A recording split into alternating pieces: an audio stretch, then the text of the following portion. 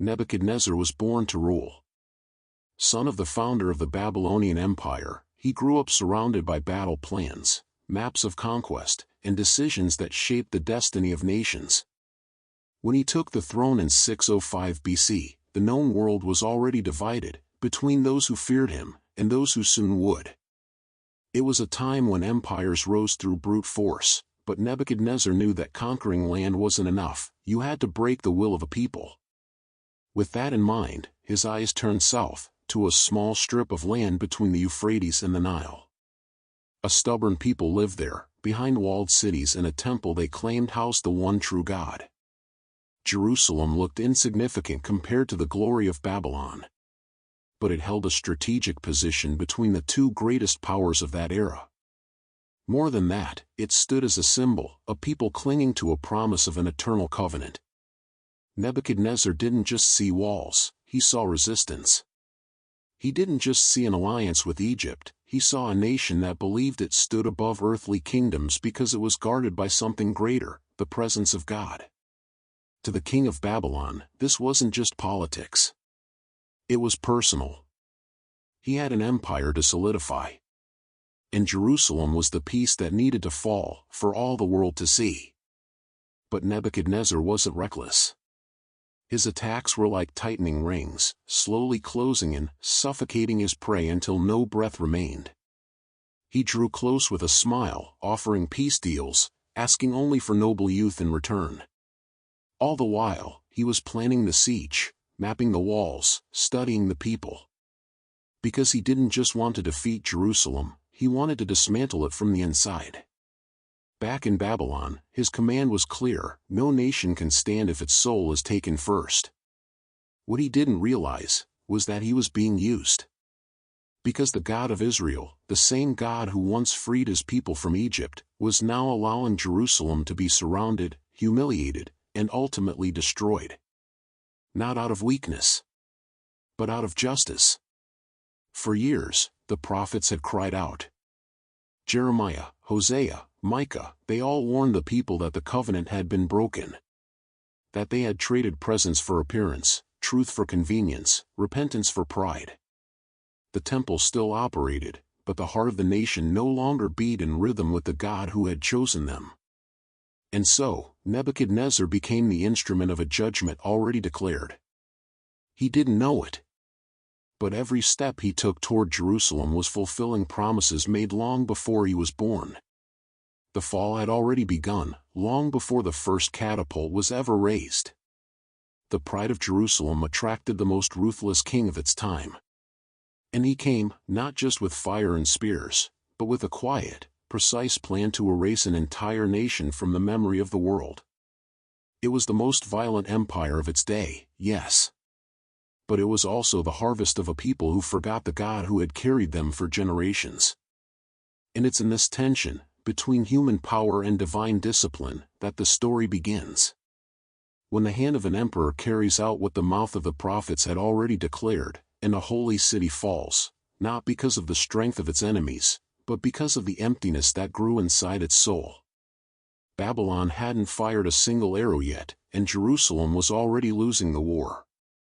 It was the year 605 BC. Nebuchadnezzar had just defeated Egypt in the decisive Battle of Carchemish, securing his place as the most powerful military force of the time. But his vision reached far beyond the battlefield. He knew true domination didn't start with swords. It started quietly. And that's exactly how he approached Jerusalem. The city was still standing. Massive walls protected its palaces, markets, and sacred temple. Life carried on as usual, and the people believed that, because they were chosen by God, they could never fall. The king at the time was Jehoiakim, or ruler torn between alliance with Egypt and fear of Babylon. Jerusalem had become unstable, both politically and spiritually, and Nebuchadnezzar saw his opening. Instead of marching in with soldiers, the Babylonian king sent messengers with a diplomatic proposal. The city would be spared if it agreed to send a few young nobles to be educated in Babylon. It was presented as an imperial friendship, as treaties of the time called it. But behind the polite gesture was a clear strategy: remove Jerusalem's next generation of leaders. King Jehoiakim gave in under pressure. On the surface, it seemed like a smart decision. Sending a few young men in exchange for peace sounded reasonable. But that silent concession sealed a much deeper fate. Among those taken were 4 young men who would become symbols of a displaced generation: Daniel, Hananiah, Mishael, and Azariah. Promising youths, raised in the traditions of Israel, now shaped at the heart of the most pagan empire on earth. This wasn't just a deportation, it was a transfer of hope. Nebuchadnezzar understood that if Jerusalem's future rulers were trained under his influence, the city would never be the same again. And more than that, by accepting the deal, Jehoiakim had quietly declared himself a vassal of Babylon. That's when Jerusalem lost its independence. Not through weapons, but with a quiet signature. A diplomatic agreement that ripped away the future of a people, while still giving them the illusion of freedom. In Babylon, those young men were trained in astrology, politics, foreign languages, and royal customs. They were given new names, new clothes, new food. But underneath it all, Nebuchadnezzar had a deeper goal: he wanted to break Israel's identity. If he could get the princes of Judah to forget their roots, the city would collapse on its own. But there was something the Babylonian king didn't expect. Some of those young men, like Daniel, carried something that couldn't be stripped away by exile or replaced with gold. They carried faith. And that faith, quiet, unshakable, would begin to resist from within the heart of Babylon, even as Jerusalem itself began to crumble. Back in Jerusalem, peace appeared to settle in. People thought they had made a good deal. There was no war, no bloodshed, the temple still stood untouched. But spiritually, the city was adrift. What looked like a diplomatic victory was actually the tightening of an invisible collar. Jerusalem had become dependent on a foreign king. And the worst part? They didn't even realize it. As the young men left, some parents cried quietly. Others thanked God for avoiding a bigger conflict. But few truly understood what had just happened. The city hadn't been invaded, it was weakened from the inside out. And this was just the first step. Nebuchadnezzar didn't need to invade. Not yet. He knew how to wait. And he knew that, like any tree cut at the root, Jerusalem would fall, in time. 3 years had passed since the quiet deal that sent Jerusalem's noble youth into Babylon. And then, something unexpected happened.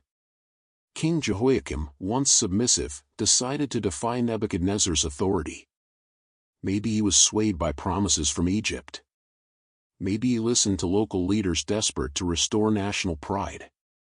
Or maybe, like so many weak kings in history, he simply caved to the pressure of a people demanding courage from a man who had none. The rebellion didn't last long. When Nebuchadnezzar got word of it, he didn't hesitate. This time, there would be no messengers. No proposals. He would go himself. He led his army toward Jerusalem like an emperor whose honor had been wounded. The Babylonian approach was like a growing shadow on the horizon. Watchmen stationed on the city's high towers were the first to spot the dust rising from the desert. And when they recognized Babylon's banners, they sounded the alarms. But it was already too late. Scripture says, in the 2nd book of Kings, chapter 24, verse 10, "At that time the servants of Nebuchadnezzar king of Babylon came up against Jerusalem, and the city was besieged." Besieged, but not yet broken. Not yet.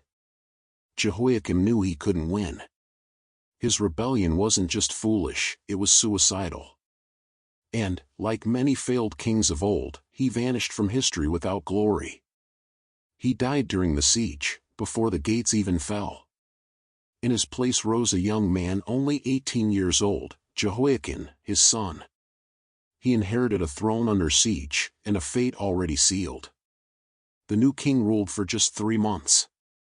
3 months filled with fear, tension, and uncertainty. Nebuchadnezzar stood before the city gates, not seeing Jehoiakim as a threat, but as a message. A warning to the rest of the world. This moment called for precision. For strength. It was time to break Jerusalem's spirit completely. And then, on the third day, something no one expected. Jehoiakim, under pressure from the court and paralyzed by fear, made a historic decision. He opened the gates and surrendered. According to 2 Kings, chapter 24, verse 12, Jehoiakim king of Judah went out to the king of Babylon, along with his mother, his servants, his princes, and his officials. It was Jerusalem's first total surrender. Nebuchadnezzar was surprised. He expected resistance, but found surrender. He expected blood, but met submission. Still, he knew exactly what to do. Like a hunter parading a live catch for all to see, he took Jehoiakim and his family back to Babylon as honor prisoners. It was a procession of shame. The king of Judah, now in chains, walking through the gates of his own city. Not as a hero, but as a trophy. But Nebuchadnezzar wasn't finished. He stepped into Solomon's temple for the first time. He didn't destroy it, not yet. He simply took what had value, gold, silver, sacred utensils. He loaded carts with the treasures of God's house. That was step 2. The temple still stood.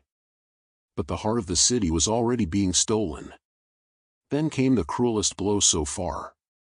The Babylonian king ordered a selective deportation. 10,000 people were taken, not farmers, not the common folk, but leaders. Skilled soldiers. Craftsmen. Blacksmiths. Scholars. Everything that made Jerusalem function as a nation was ripped away and sent into exile. Among them was the prophet Ezekiel. He wouldn't fall in battle. His mission was different. He would bear witness, from exile to the fall of the city he loved. Babylon was methodical. The plan was clear: empty Jerusalem from within. Leave only the poorest of the land, farmers, shepherds, widows, children. People with no political voice. No means of resistance. The city became a shadow of what it once was. To rule what remained, Nebuchadnezzar chose a man from David's own lineage, Zedekiah, Jehoiakim's uncle. A puppet king. No autonomy. No voice. Just a servant of foreign orders.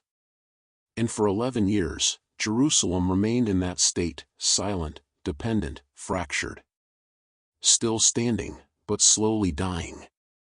Once again, Nebuchadnezzar didn't need to destroy. Just reposition. The city's pride was already shattered. Its people, humiliated. Its leaders, taken.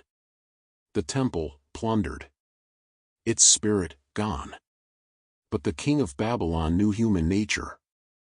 He knew that even defeated cities sometimes rise again. And that's why he never took his eyes off Jerusalem. Because he knew the city still breathed. And when its pride returned, he would return too.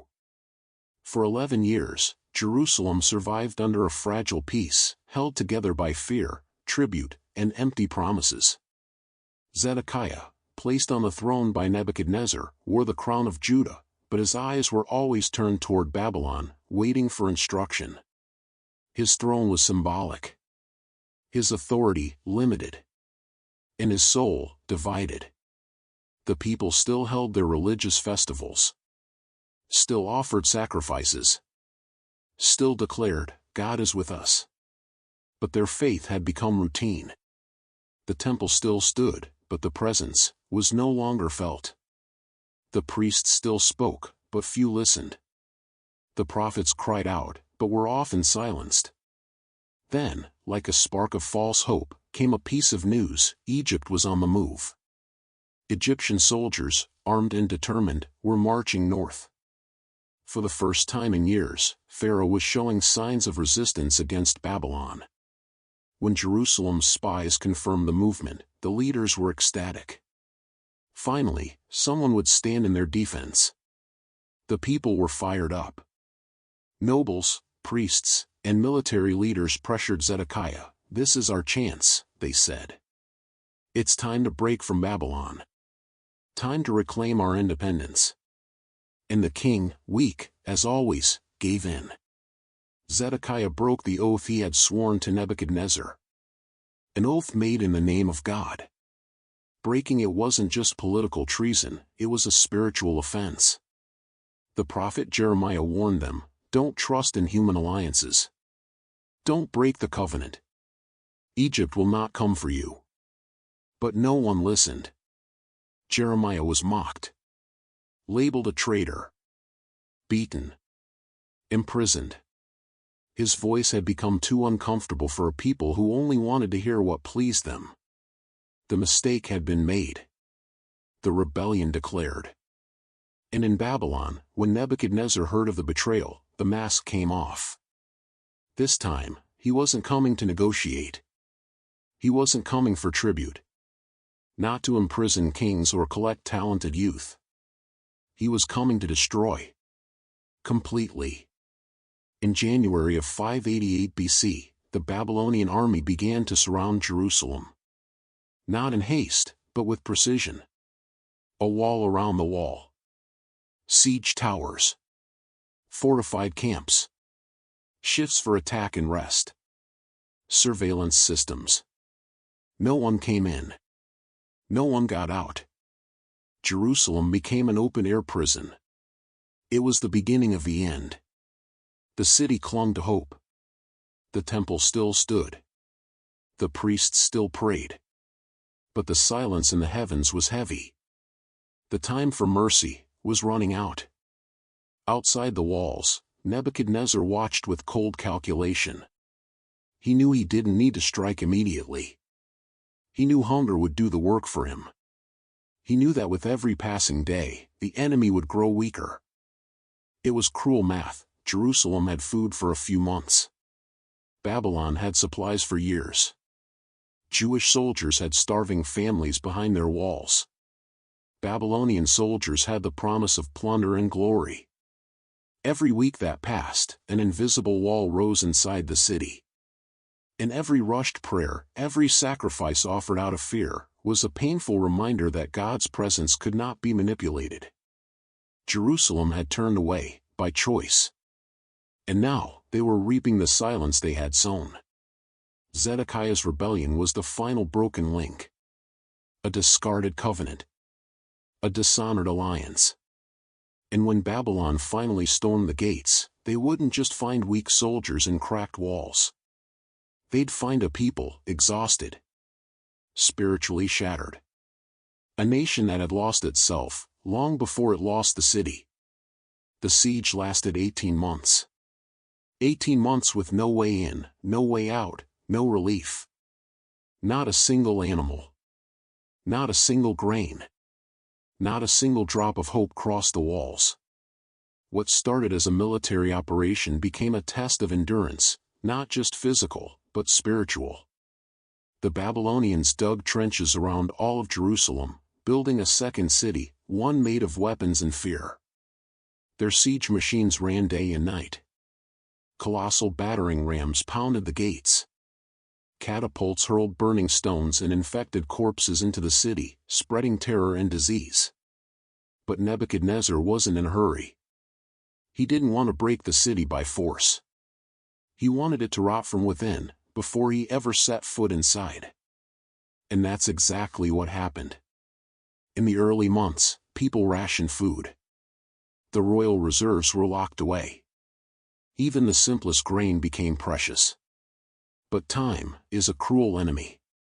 As the months dragged on, the granaries emptied. Markets shut down. Even the richest shelves turned into mourning.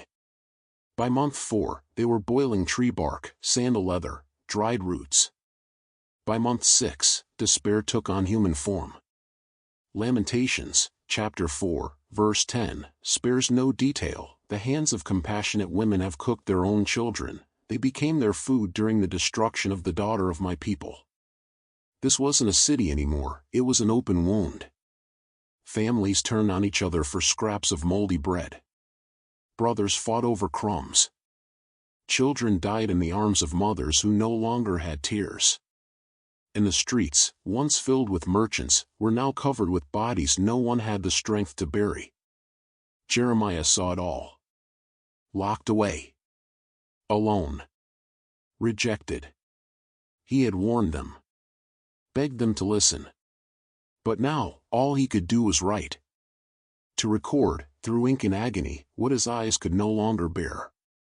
His Book of Lamentations is more than poetry, it's a silent scream from a man who watched glory turn to ash. From his command tower, Nebuchadnezzar watched. Spies brought him daily reports. He knew about the famine, the disease, the collapse. He knew the temple still stood, but was empty of meaning. He knew the princes were hiding. The soldiers exhausted. The people broken. So he waited. Because he knew, when the city crumbled inside, all it would take was one push. And then, in the early hours of July 18, 586 BC, that push came. The walls that had protected Jerusalem for centuries began to give way. It wasn't a sudden explosion, it was a fracture. A weak spot on the north side, already dug out, already cracked, already worn down by endless strikes and unanswered prayers. A gap, 3 meters wide. Enough for 10 men to walk through, side by side. And that's exactly what happened. The watchman screamed, "The wall has fallen." Panic spread like wildfire. Soldiers scrambled to regroup. Zedekiah tried to give orders. But there was no leadership left. No strategy. Only chaos. The first ones through were Babylonian archers, silent, swift, lethal. They took the towers. Eliminated the guards. Cleared the way for the army. In less than 2 hours, Jerusalem's last organized resistance was gone.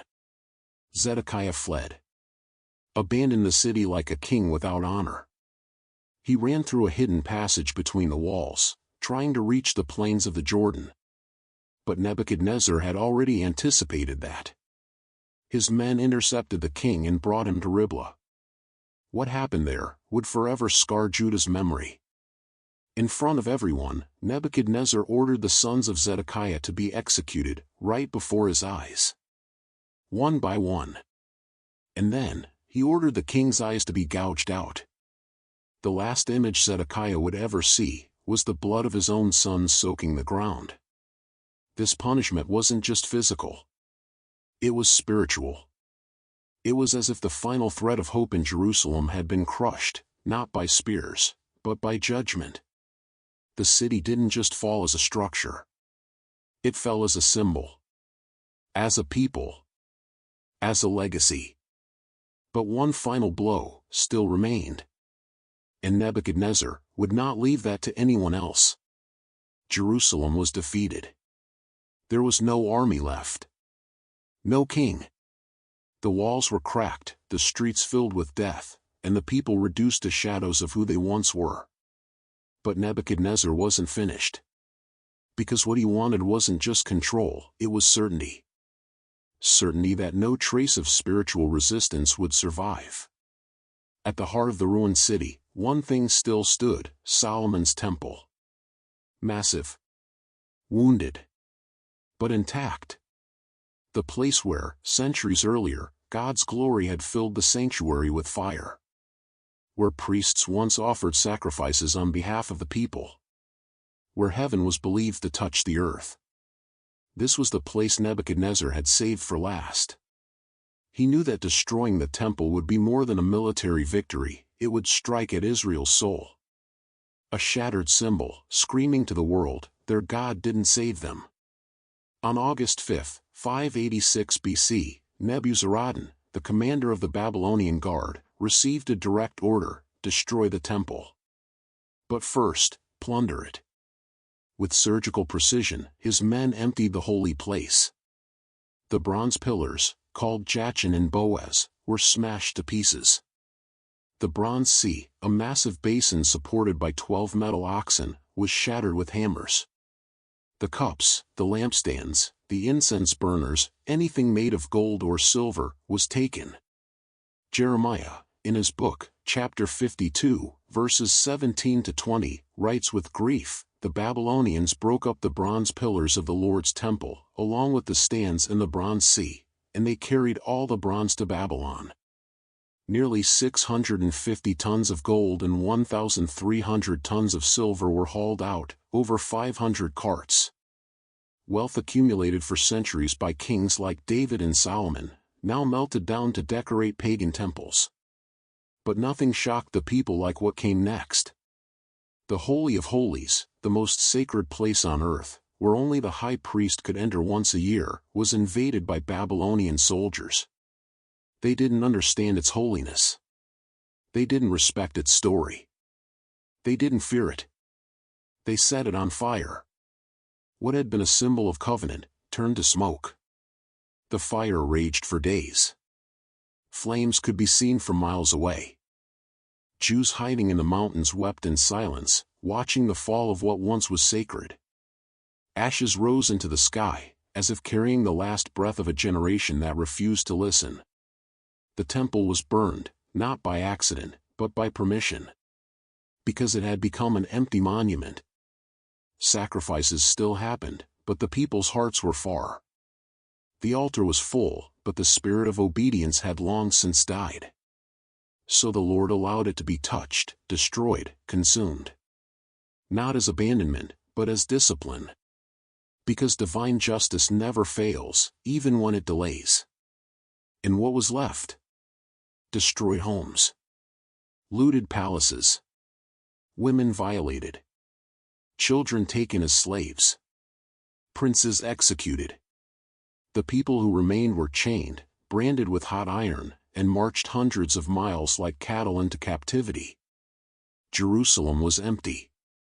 For the first time in nearly 1,000 years, the streets of Zion were silent. No footsteps. No harps. No priests praying. No fathers blessing their children. Only the wind, whistling through scorched stones, and the echo of a city that had turned its back on the very God who made it great. Lamentations, chapter 1, verse 1, captures it perfectly. How deserted lies the city, once so full of people. She has become like a widow, once great among the nations.